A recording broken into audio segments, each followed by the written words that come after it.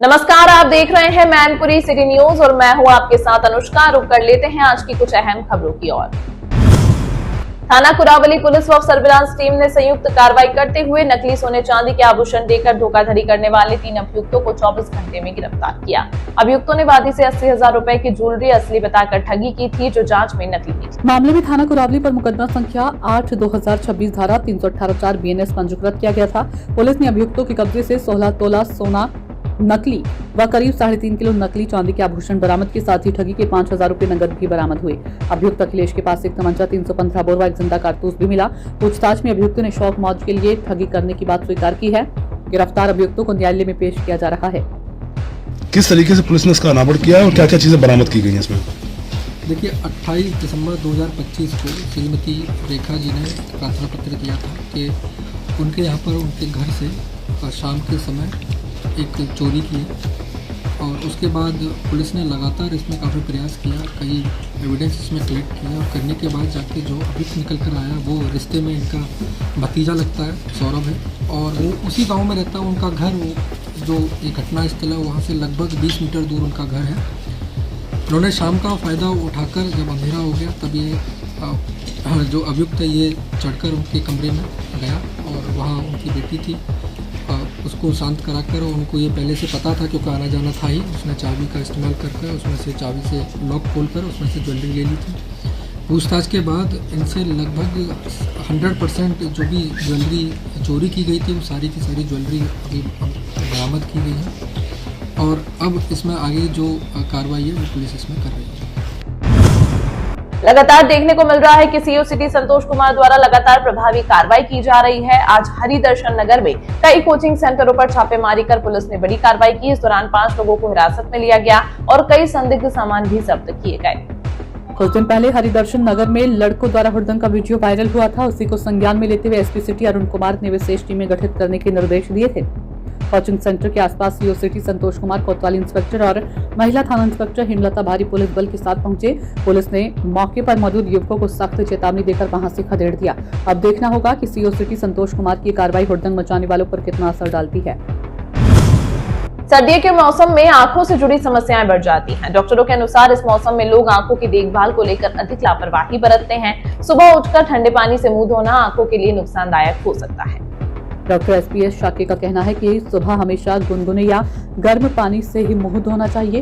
Laptop और mobile का अधिक इस्तेमाल करने वालों की आंखों से पानी आना और जलन की समस्या बढ़ जाती है। ऐसे लोगों को स्क्रीन टाइम कम करना और आंखों को आराम देना जरूरी है। डॉक्टरों के मुताबिक मोतियाबिंद के ऑपरेशन के लिए दिसंबर और जनवरी सबसे अच्छा समय होता है। इस मौसम में संक्रमण का खतरा बेहद कम रहता है। ड्राइनेस ज़्यादा बढ़ जाती है क्योंकि मौसम में पानी लोग कम ले पाते हैं, पानी का असर ज़्यादा होता है तो ड्राइनेस की समस्या, सिम्टम्स ज़्यादा हो जाते हैं। दूसरी बात ये है, हम लोग आज के दौर में जो है मोबाइल पे, पीसी पे वर्क बहुत ज़्यादा होगा, स्क्रीन टाइम बहुत ज़्यादा होने की वजह से, ड्राइनेस बढ़ने की वजह से आँख में भारीपन, करकराहट, चुभन, ये अन्य चीज़ें हो जाती हैं। ठीक है सर, इसके लिए क्या उपाय करना चाहिए? उसके लिए कुछ नहीं है, अपने नज़दीकी जो भी डॉक्टर्स हैं, आई सर्जन, उनको दिखाते रहना चाहिए। बाकी एक लुमडिक एंड ड्रॉप कार्बोक्सी यूज कर लें तो उससे काफ़ी कुछ रिलैक्स मिल जाता है। और कई टीयर्स चेक भी होते हैं तो टीयर्स चेक अपना करा के कितना टीयर्स लेवल जा रहा है तो उस हिसाब से ट्रीटमेंट लेना चाहिए। सर, देखा गया है कि आंखों का जो ऑपरेशन है वो सर्दी में ही क्यों होता है? ऑपरेशन कैटरेक्ट का जो ऑपरेशन है, मोतियाबिंद का ऑपरेशन, सर्दियों में क्या है, पसीने से, धूप से थोड़ा सा बचा जाता है तो इसलिए क्या लोगों की मानसिकता ऐसी रहती है कि सर्दियों में ऑपरेशन कराया जाए जिससे कि इन चीज़ों से निजात पा सकें। तो अच्छे से ऑपरेशन, मरीज को केयर कम करना पड़ता है इसमें। लगातार बढ़ रही कड़ाके की ठंड से जनजीवन पूरी तरह अस्त व्यस्त हो गया है। तापमान में लगातार गिरावट के चलते लोगों को अभी और ज्यादा सर्दी पड़ने की आशंका है। सुबह के समय ठंड इतनी बढ़ जाती है कि लोग घरों से निकलने भी कतराते हैं। लोग लकड़ी की आग और हीटर के सहारे ही अपना समय गुजारने को मजबूर हैं। छोटे दुकानदारों और मजदूरों को कामकाज लगभग ठप पड़ा है। उनका कहना है कि सर्दी के कारण रोजी रोटी पर सीधा असर पड़ रहा है।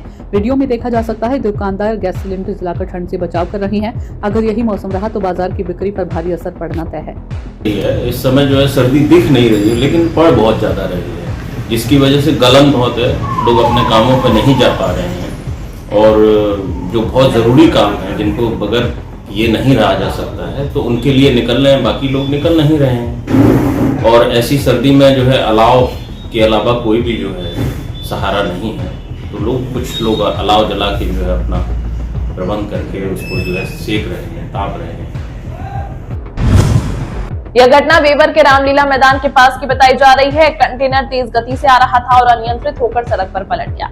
अच्छी बात यह रही कि इस हादसे में किसी को गंभीर चोट नहीं आई। वीडियो में देखा जा सकता है कि कंटेनर काफी लंबा था और सड़क पर लोग आ जा रहे थे। यदि उस समय भीड़ अधिक होती तो बड़ा हादसा हो सकता था। पुलिस को सूचना मिलती उन्होंने कंटेनर को हटाकर रास्ता सुचारू किया। इस हादसे में ड्राइवर को भी ज्यादा चोट नहीं आई। सड़क हादसों से बचाव के लिए लोगों को सतर्क रहने की जरूरत है। करहल में 7 वर्षीय इकलौते पुत्र सक्षम का संदिग्ध परिस्थितियों में मौत हो गई। अमित कुमार के बेटे ने दोपहर में भुजिया पुल के पास से फिंगर और मोमोज खरीदे और घर पर खा लिया। खाना खाने के बाद सक्षम ऊपर जाकर सो गया और शाम तक नहीं उठा। मां प्रियंका ने कई बार आवाज देकर और हिलाकर उसे जगाने की कोशिश की, लेकिन कोई प्रतिक्रिया नहीं मिली। परिवार ने शोर मचाया, जिस पर आसपास के लोग मौके पर पहुंचे। आनंद फानन में बच्चे को निजी वाहन से मेडिकल यूनिवर्सिटी सफाई के ट्रॉमा सेंटर ले जाया गया, जहां डॉक्टरों ने जांच के दौरान उसे मृत घोषित कर दिया। पुलिस ने पोस्टमार्टम कराए जाने की कार्रवाई शुरू कर दी है। रिपोर्ट आने के बाद ही मौत का वास्तविक कारण स्पष्ट होगा। आईपीएल से बांग्लादेशी खिलाड़ी को बाहर किए जाने पर लोगों ने चिंता जताई। बताया गया कि बांग्लादेशी खिलाड़ियों की सुरक्षा को देखते हुए केकेआर टीम ने उन्हें बाहर किया।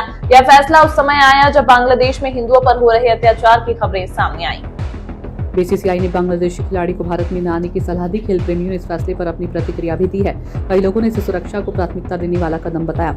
वहीं बांग्लादेश क्रिकेट बोर्ड ने घोषणा की है कि उनकी टीम भारत में होने वाले T20 वर्ल्ड कप में हिस्सा नहीं लेगी। इस फैसले से दोनों देशों के क्रिकेट प्रेमियों में चर्चा का विषय बन गया है।